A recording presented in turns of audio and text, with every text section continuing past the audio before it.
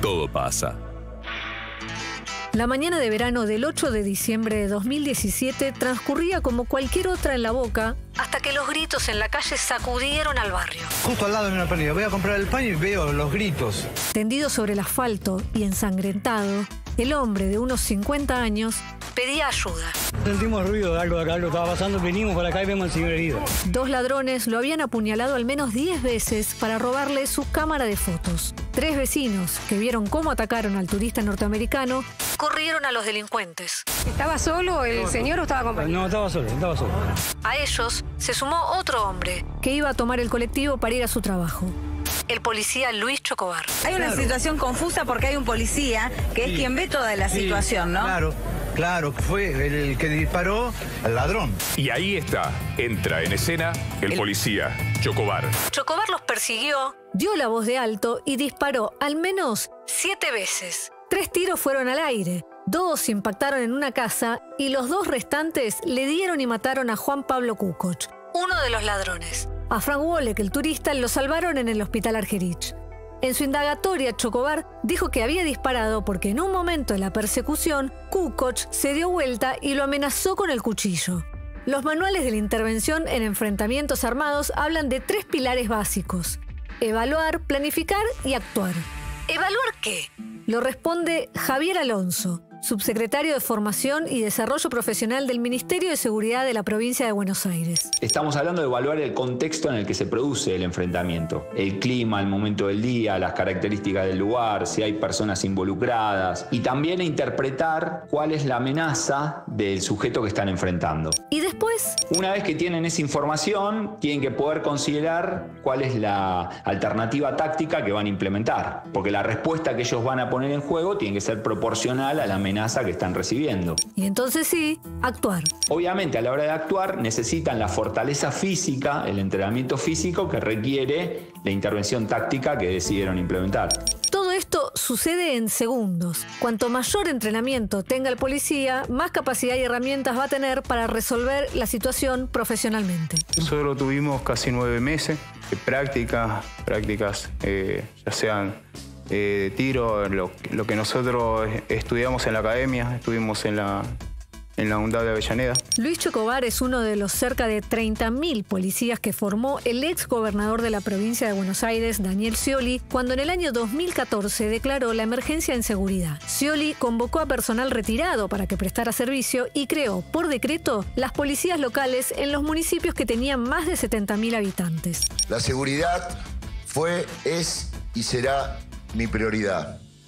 Por eso realizamos la mayor campaña de reclutamiento y renovación policial de todos los tiempos. Conocidos en la calle como los pitufos por el uniforme celeste que llevaban, y si bien dependían de la bonaerense y había un plan de estudio general, se formaron en 82 academias diferentes dirigidas por los municipios. En los papeles, el curso de formación para ingresar a la policía local no era muy distinto al curso que se dicta en la escuela Bucetich. Tenía una carga horaria que estaba expresada en horas cátedra y una duración estimada de unos 9-10 meses. Aunque la misma norma decía que bajo circunstancias especiales de excepción se podía reducir el cursado a un plazo no menor de 6 meses. Ahora tenés la posibilidad de estudiar y convertirte en un oficial de policía cerca de tu casa.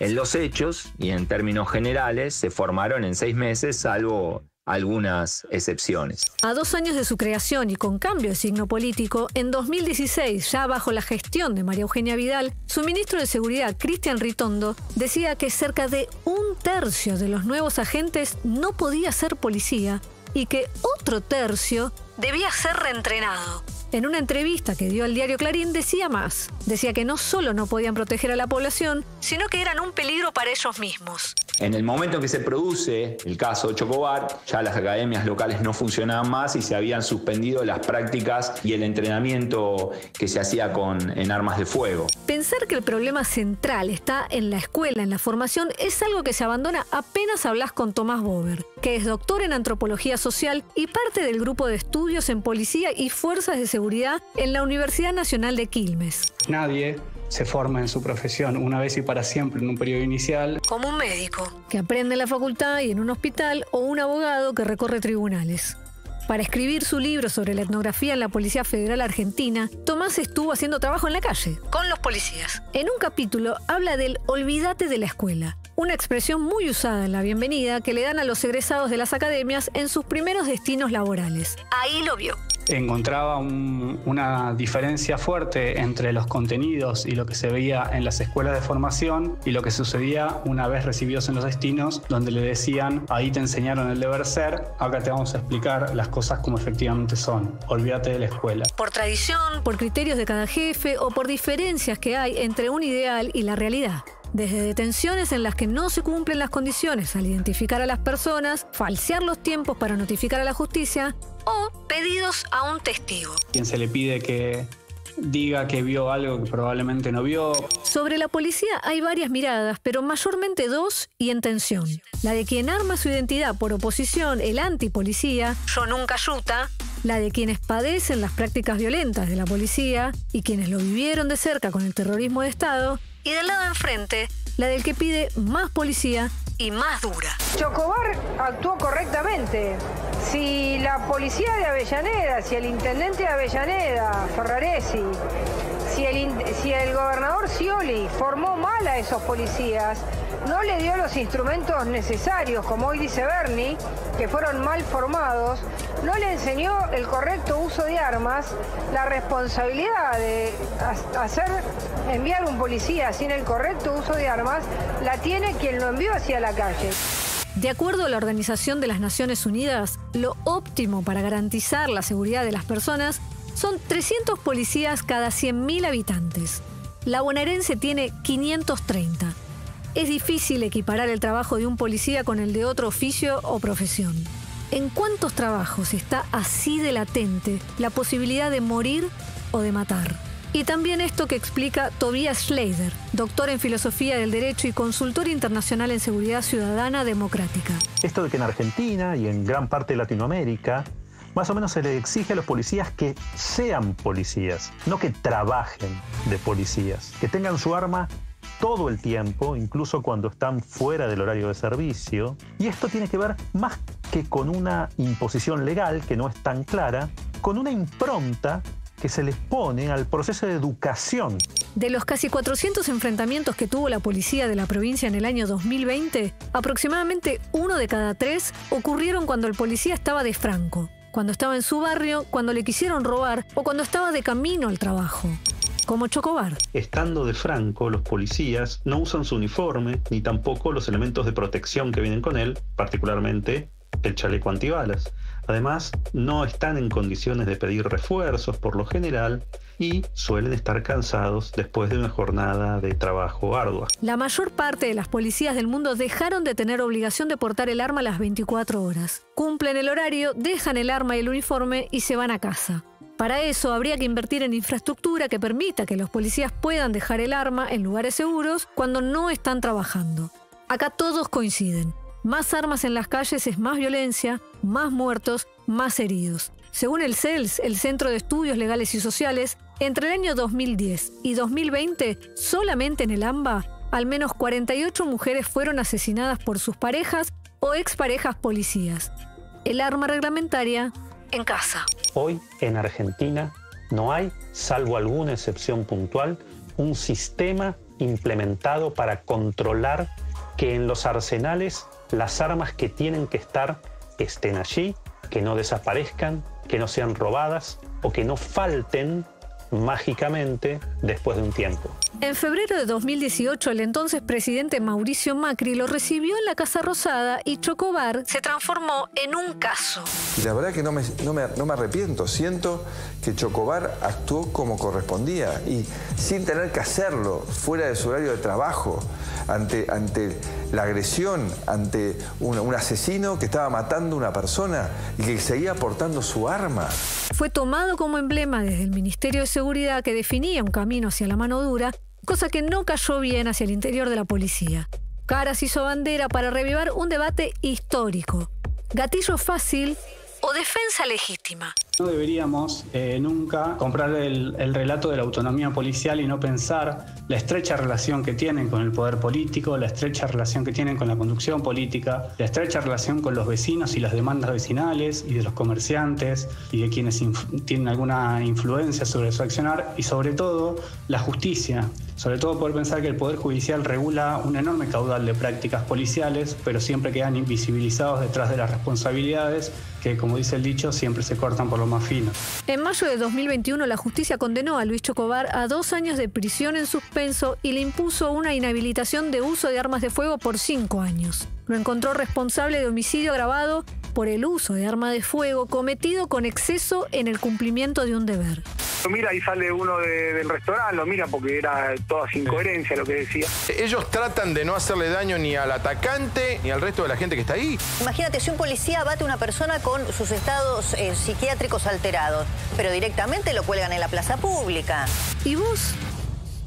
¿Qué ves cuando ves un policía?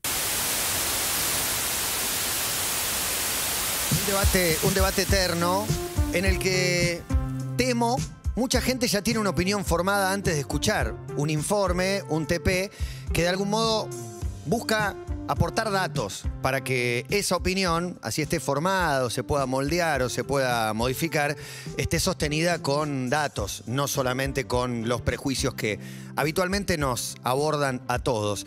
El que cree que Chocobar es un héroe, para mí hay un problema ahí. Y el que romantiza al delincuente que que va a apuñalar a un tipo para afanarle y cree que es un pobre angelito, también hay un problema. El problema para mí es la falta de equilibrio para encontrar un camino en el cual se combata la delincuencia y no se glorifique al que persigue 2 cuadras y le pega un tiro por la espalda a un chorro. Que es un chorro, no deja de ser un chorro. No, totalmente.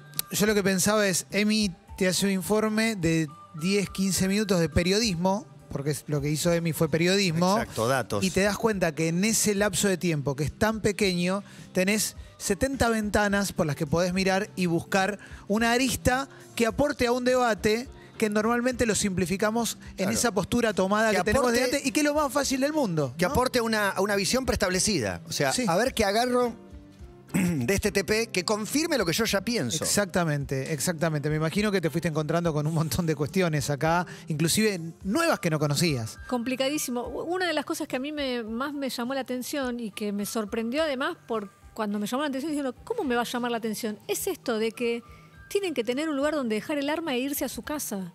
Nosotros naturalizamos que estén con el arma aún fuera de servicio. El dato de femicidios es estremecedor y el dato de femicidios y policías también es un dato muy fuerte. Y que 1 de cada 3 cantidad enorme. Problemas, digamos, de enfrentamientos que terminan mal o con uso excesivo de la fuerza o con un policía muerto o con un delincuente muerto, que un delincuente muerto no es justicia.